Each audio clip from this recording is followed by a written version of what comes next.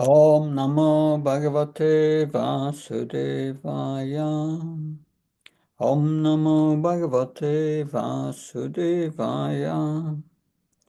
Om Namo Bhagavate Vasudevaya. Narayanam Namaskrityam Naram Cheva Narottanam Devim Saraswatim Vyasam Tato Jamudirayat. Nastvaesya Bhadrasya Nityam Bharata Sevya Bharavati Uttamasloke Bhakti Bhavtina Istiki. We will be reading from the Srimad Bhagavatam, first canto, chapter 12, Birth of Emperor Parikshit, text 7. Mato Garbha Gato Vira Satada Brihunandana Tadaksha Purusham Kanchit Dayamano Stratichasa. Translation and purport by A.C. Bhaktivedanta Swami Srila Prabhupada. First word for word translation. Matu, mother, Garbha, womb, Gata, being situated there, Vira, the great fighter, Saha, child Parikshit, Tada, at that time, Brihunandana, O son of Brihu, Tadaksha, could see, Purusam, the Supreme Lord, Kanchit, as someone else, Dayamana, suffering from being burnt, Astra, the Brahmastra, Tyasa, temperature. Translation and purport by A.C. Bhaktivedanta Swami Srila Prabhupada Ki. O son of Brihu, Saunaka, when the child Parikshit, the great fighter, was in the womb of his mother Uttara and was suffering from the burning heat of the Brahmastra thrown by Ashvatam,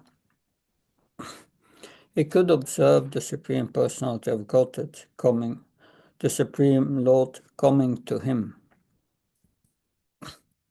Purport. Death generally involves remaining in trance for 7 months.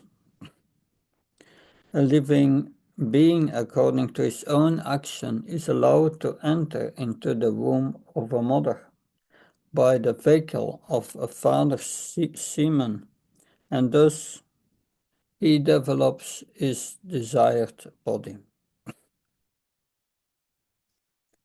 This is the law of birth in specific bodies, according to one's past actions.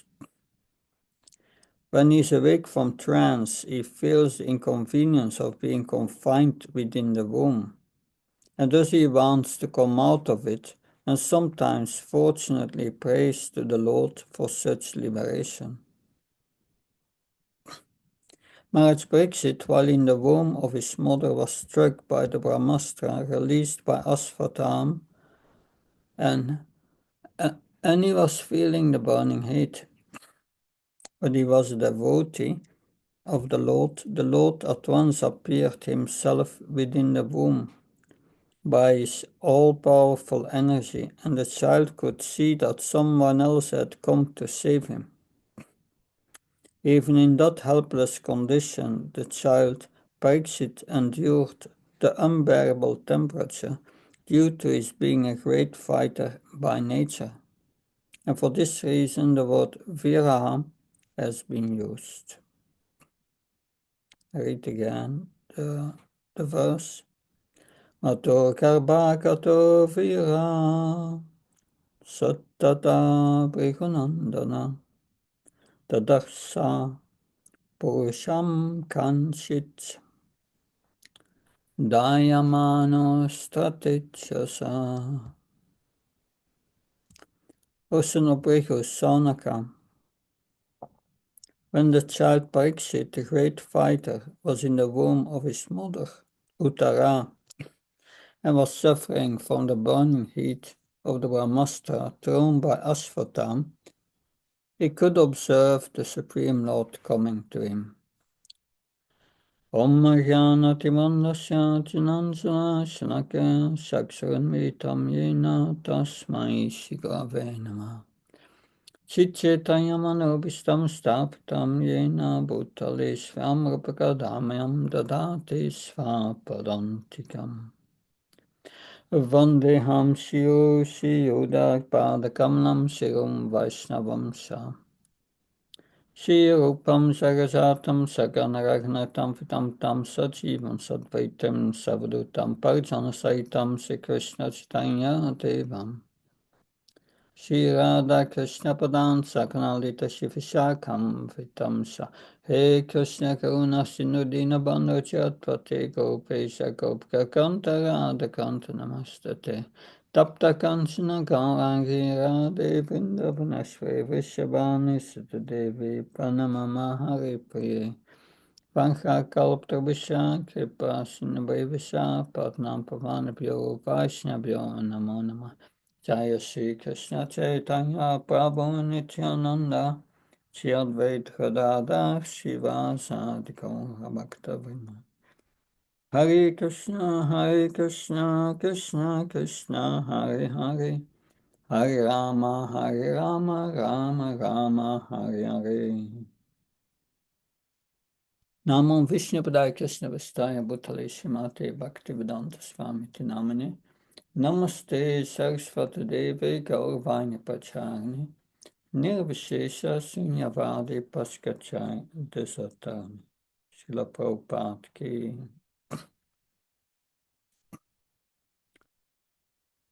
So, in the purport, Srila Prabhupada writes, death generally involves remaining in trance for 7 months. If you ask practitioners of other religion what happens after death, many times you get an unclear answer. There's no real clarity. But Bhagavad Gita explains what's happening after death. In chapter 8, in chapter 15, in chapter 13, also in the 3rd canto of Lord Kapiladev. There the whole process is described in detail. That this is explained in the 3rd canto, and it's in a chapter called, at the end, and the teachings of Kapiladev, the movements of the living entities. Yeah,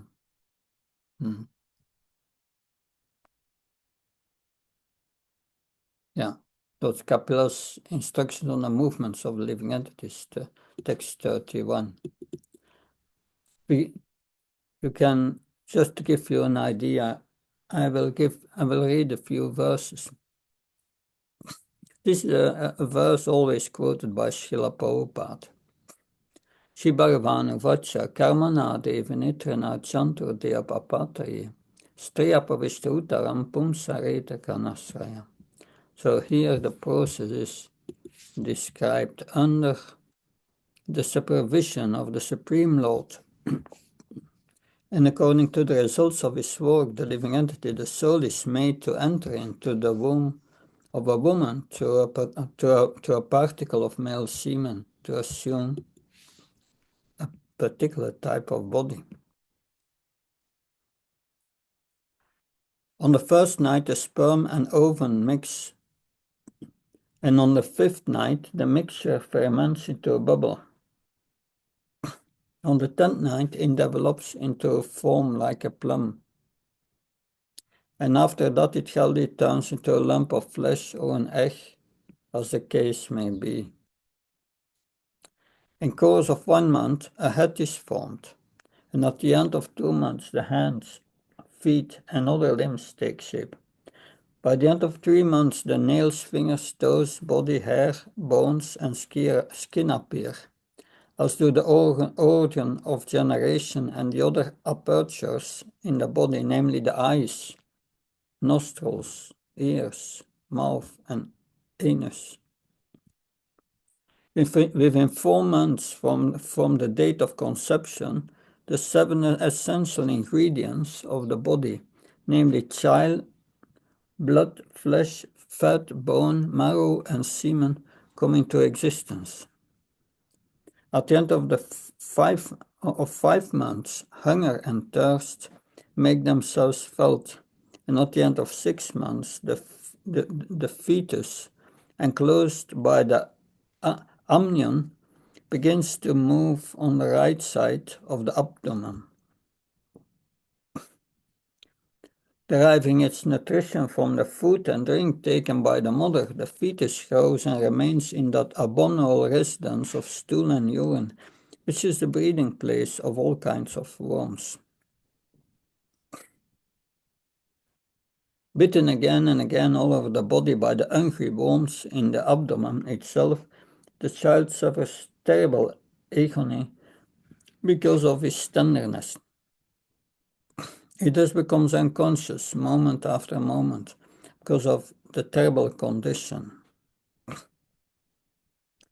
Owing to the mother's eating bitter, pungent foodstuffs or food which is too salty or too sour, the body of the child incessantly suffers pains which are almost intolerable. Placed within the amnion and covered outside by the intestines, the child remains lying on one side of the abdomen, his head turned towards his belly, and his back and neck arched like a bow.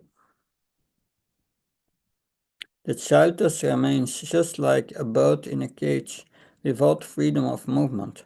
At that time, if the child is fortunate it said, that's also in the verse of today, he can remember all the troubles of his past 100 births, and he grieves wretchedly. What is the possibility of peace of mind in that condition? This endowed with the development of consciousness from the 7th month, and that's also in the verse of today, 7 months in deep sleep. From the 7th month after his conception, the child is tossed downwards by the hairs that press the embryo during the weeks preceding delivery. Like the worm's bone of the same filthy abdominal cavity, it cannot remain in one place.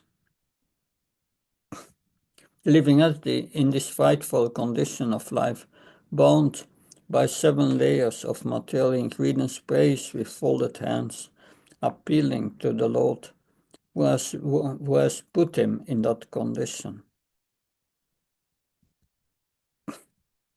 The human soul says, I take shelter of the lotus feet of the Supreme Personality of Godhead, who appear in his various eternal forms, walks on the surface of the world. I take shelter of him because he can give me relief from all fear. From him I have received this condition of life, which is just befitting my impious activities. So that we find in the 3rd canto of the Bhagavatam. Now, there is also in the Bhagavatam, I think in the 4th or 5th canto, the story of King Puranjan. The story of King Puranjan, that King Puranjan, yes, that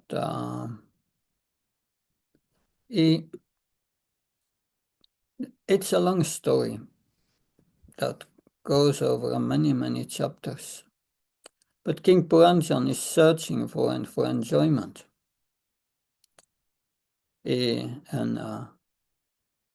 Yes, he meets a beautiful Apsara fall in love with her. It's a whole story, a long story. But he falls in love with her and becomes completely absorbed in worldly pleasures and sense gratification. Due to certain, this Apsara came from heaven. He was a human. But finally, after she left, but she promised him, I will come once a year. And the whole year was fixed on that one night she would come.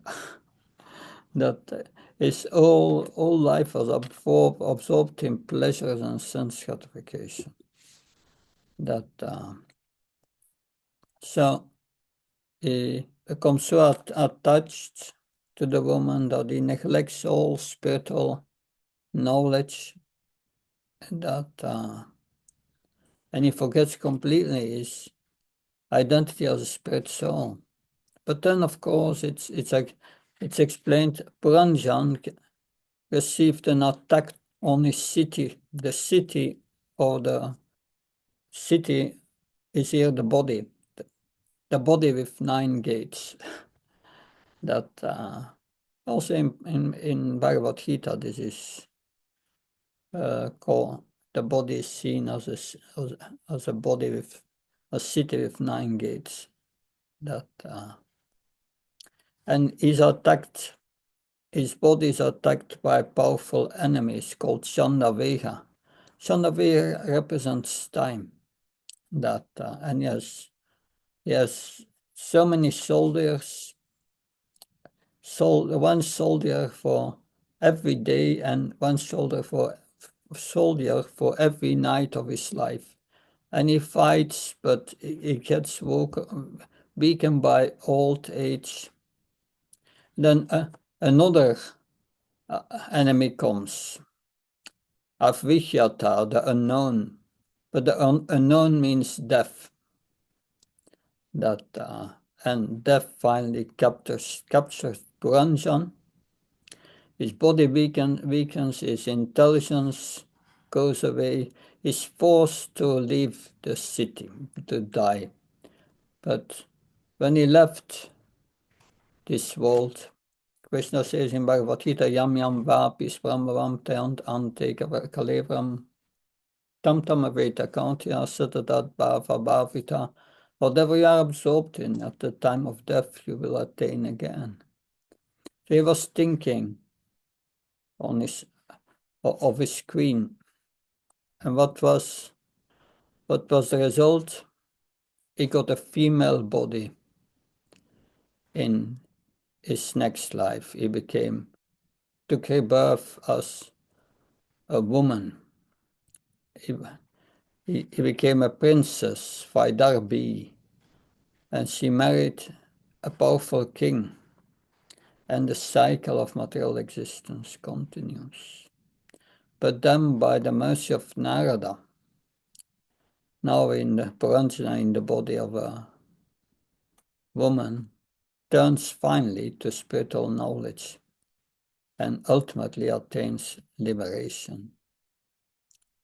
So that is a whole process which is explained in Srimad Bhagavatam, the story of Puranjan.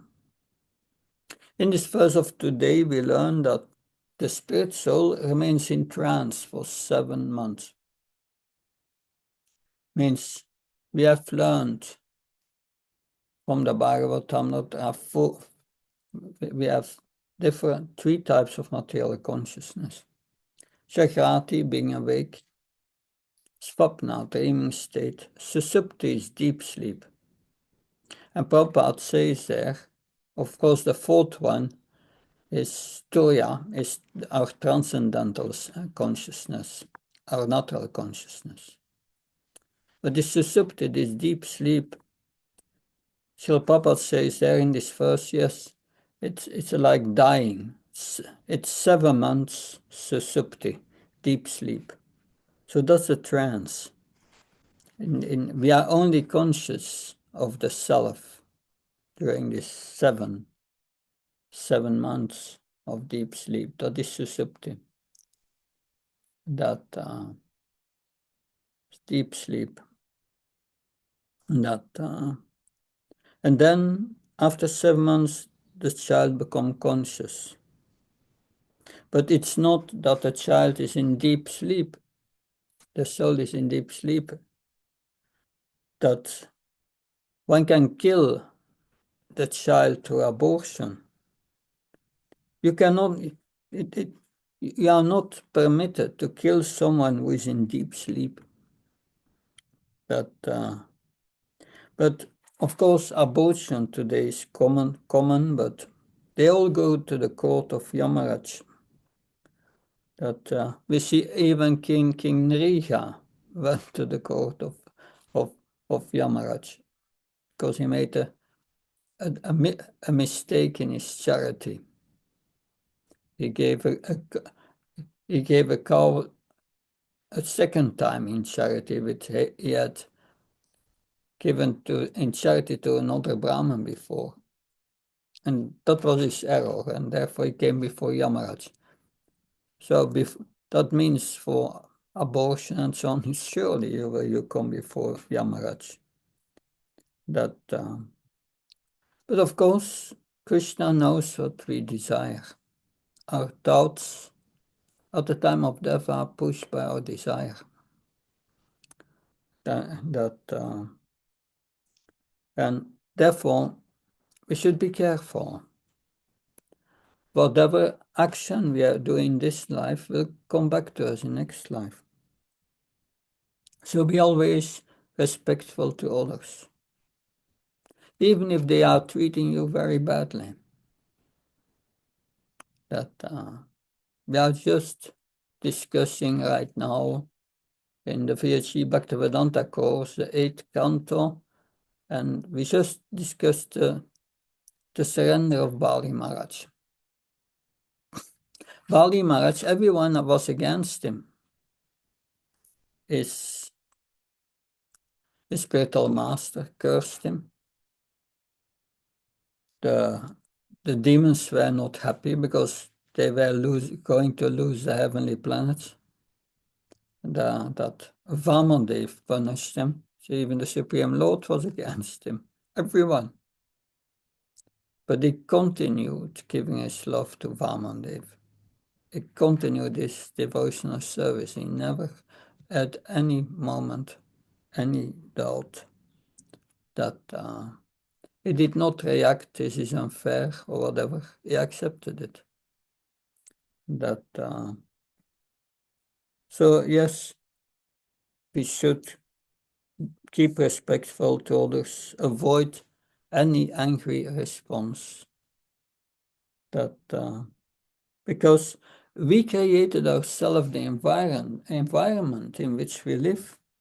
We can use our energy for pleasing Krishna, and then we live in an atmosphere in which Krishna is pleased. So that is, we need to create an atmosphere in which Krishna is pleased. It's so important. How do we create this atmosphere? We need to be sincere in following the instructions of the spiritual master. Because that's the cause of Krishna's mercy. If we don't follow the instructions of the spiritual master, Krishna will never give his mercy. So we may think Krishna will accept our service if we don't follow the instructions of the spiritual master.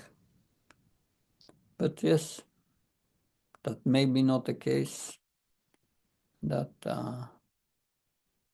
At one devotee writing me about, she associates with someone, and the devotee does some service in the temple, and he's not second initiated, but he's not so strict in his chanting his rounds every day. and he does not always take a bath before he goes to the deity room to prepare things to do some seva. And he thinks, yeah, Krishna will accept it still, that he understands. But no, this is against the instructions of the spiritual master. The spiritual master, Prabhupada instructs, you should take a bath before you go to serve the deities. That it's just basic cleanliness. If we don't follow that, and we think still we will get the mercy. No. That so we need to create this atmosphere in which Krishna is pleased. That is essential. Because here in this verse we are hearing from the Lord's protection of his devotee. That brings up who is our real protector, who is our controller. Krishna says, surrender unto me. If we surrender unto Krishna, then Krishna will take care. That surrender to Krishna means surrendering to the instructions of the spiritual master. Then he will protect us. Then as a devotee we become like water on a lotus leaf. The water doesn't impregnate. So if we are continuously Krishna conscious, all these miseries and up and downs in material life will not affect us. That is our protection. But the problem is we put faith in things in this world, and we think we are safe. We want to be the enjoyer. This is where the problem starts. We created two illusions. I'm the controller. We think we are eternally the controller. But everything is, and I can control everything, but everything is temporary. We think we are the enjoyer, but we constantly suffer. So Maharaj Parikshit's body was destroyed by the Brahmastra of Ashvatam, but Krishna protected him. He gave him a new embryo. He protected him. That's explained by our acharyas. Prabhupada doesn't say that explicitly in the purport, but our acharyas, they come up with that. If we read the comments of our acharyas, you will find that so yes, he was suffering from the heat. Maharaj Parikshit. So why do people take up religion? To have no problems? But it's not possible in this material world. It's full of misery. The real protection factor is our Krishna consciousness.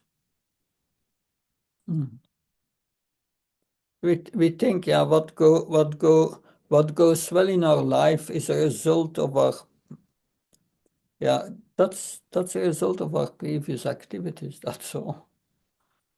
We think if it goes well in my life, it's a mercy of Krishna. But no, it's a result of your previous activity. That if we become devotees, good or bad, that the devotee thinks, yeah, the good things is the mercy of Krishna, and the bad things is also the mercy of Krishna. That the good things are there so that I can peacefully perform devotional service, and the bad things are there to rectify me. So that is the lesson we need to learn, that this suffering in the womb, that in the verse it said here, after 7 months, one becomes conscious. And well, sometimes, if one is fortunate, one remembers one's previous lives by the mercy of Krishna and prays to Krishna for release, if one is fortunate. That's not always the case, but Maharaj Pariksit was fortunate. He remembered, even after birth, he remembered Krishna in the womb, that, and how he protected him.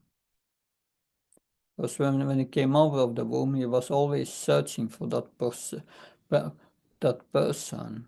His entire life he was searching for that person who protected me in the womb. And therefore Pariksit means observer. That's part of our spiritual development, to become the observer. Observe Krishna every moment in this world. He's there every moment.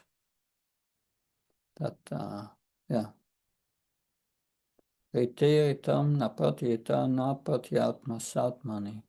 Thus, in the Bhagavatam, what is not connected with Krishna is illusion. But everything is connected with Krishna. So if we don't see the connection with Krishna, we are in illusion. And Krishna consciousness means we reconnect with Krishna. And therefore, we hear this Bhagavatam in the first cantos is explained how Krishna is present in the creation, how he is a super soul, how he controls material nature, how he does everything in this world and in this body, and so on. By that we can feel his presence always. And the Bhagavatam prepares us for that. To see Krishna in your life every moment.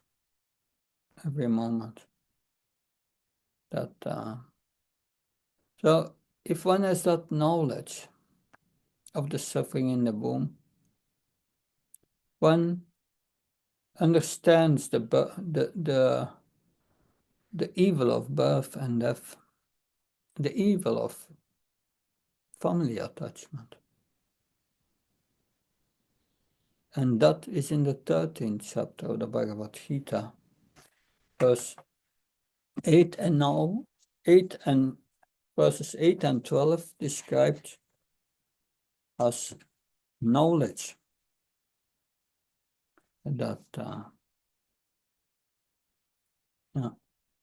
Says knowledge is the perception of the evil of birth, death, old age, disease, and knowledge is freedom from an entanglement with children, wife, and the rest. Srila Prabhupada gives a long purport here, and he discusses any of these points made here. He writes in the purport of that verse, one should try to understand the distress of accepting birth, death, old age, and disease. There are descriptions in various Vedic literature of birth. In Srimad Bhagavatam, the world of the unborn, the child's stay in the womb of the mother, its suffering are very graphically described. And we mentioned 10 verses of that. It should be totally understood that birth is distressful, because we forget how much distress we have suffered within the womb of the mother. We do not make any solution to the repetition of birth and death.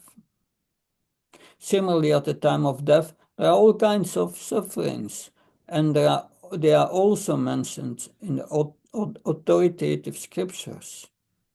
These should be discussed. As far as disease and old age are concerned, everyone gets practical experience.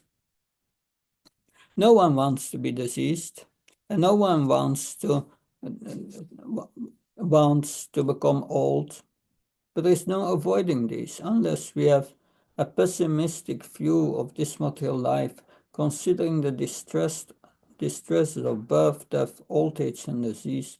There is no impetus for our making advancement in spiritual life. So I repeat that again. It's a condition to enter spiritual life. Unless we have a pessimistic view of this material life, considering the distress of birth, death, and old age and disease, there is no impetus for making spiritual advancement in spiritual life. Although, to get free from disease and so on, from suffering, is not the aim of devotional service, it's a byproduct that it's an impetus to become Krishna conscious. That to get there, in the beginning, we need that Prabhupada says. And then Prabhupada said, as for attachment from children, wife, and home, it is not meant that one should not have no feelings for these. They are natural objects of affection, but when they are not favorable to spiritual progress, then one should not be attached to them. The best process for making the home pleasant is Krishna consciousness. If one is in full Krishna consciousness, he can make his home happy, because this process of Krishna consciousness is very easy. One need only chant Hare Krishna, Krishna Krishna, Hare Hare, Hare Ram, Ram Ram, Hare Hare, and accept the remnants of foodstuffs offered to Krishna, and have some discussions like Bhagavad Gita and Srimad Bhagavatam, and engage oneself in deity worship. These four things will make one happy.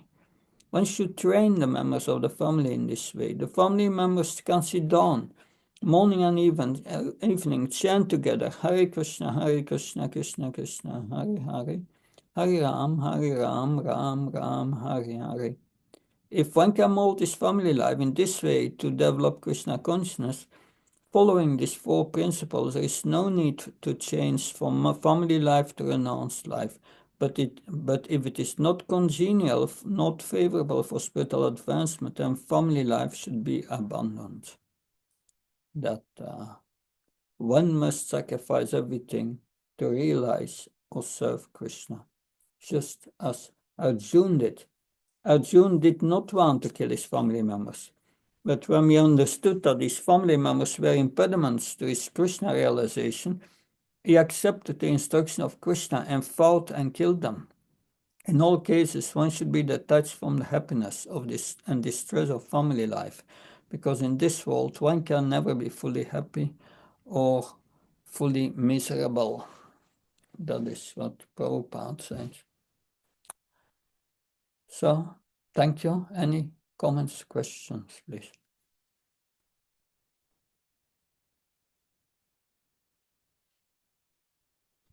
Hare Krishna Maharaj, thank you for your insights. You've given me a new perspective on householder and family life, and I do appreciate that.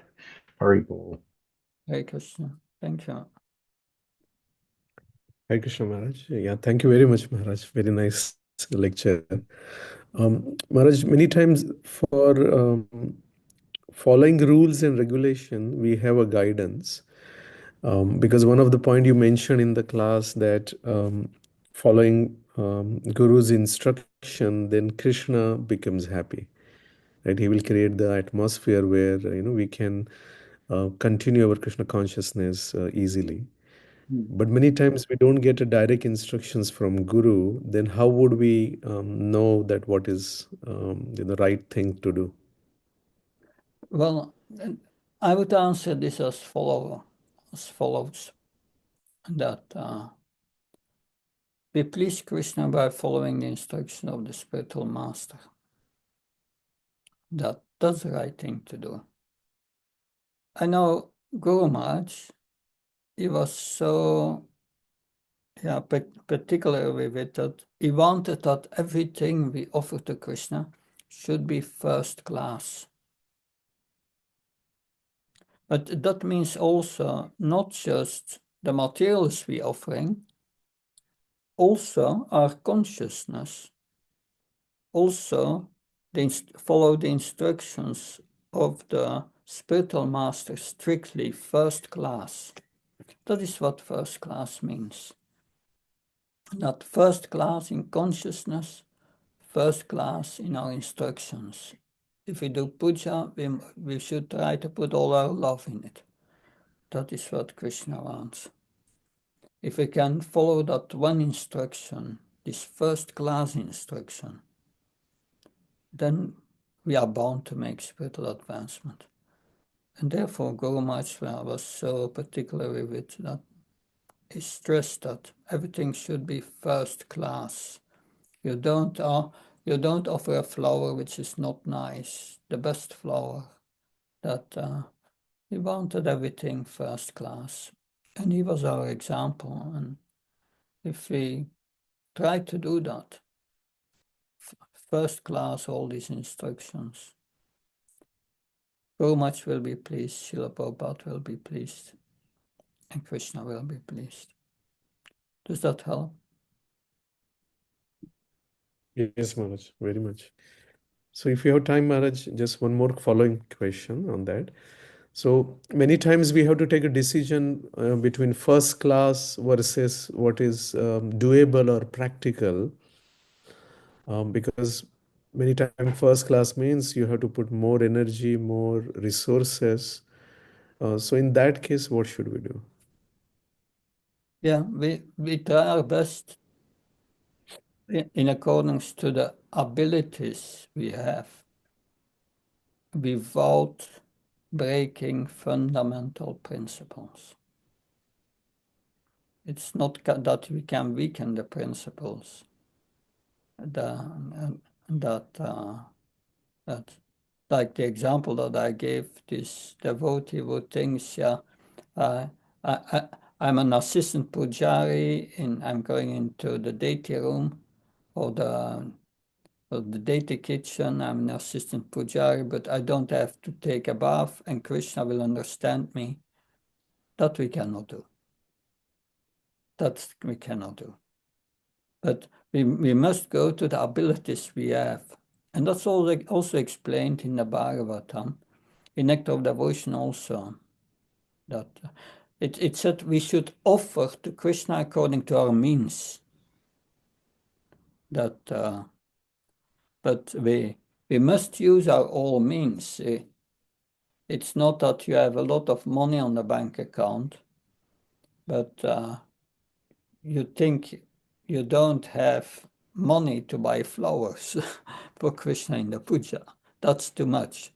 No, according to your means, that we offer everything to Krishna. But the most important ingredient is bhakti. If our love, our affection is not there, then what are we offering? That makes it, even if there are faults, this devotion makes it first class. That's the overall quality. Does that help? Yes, very nice, Maharaj. Thank you so much for your guidance. Okay. There is nothing else, then we'll stop the class here. That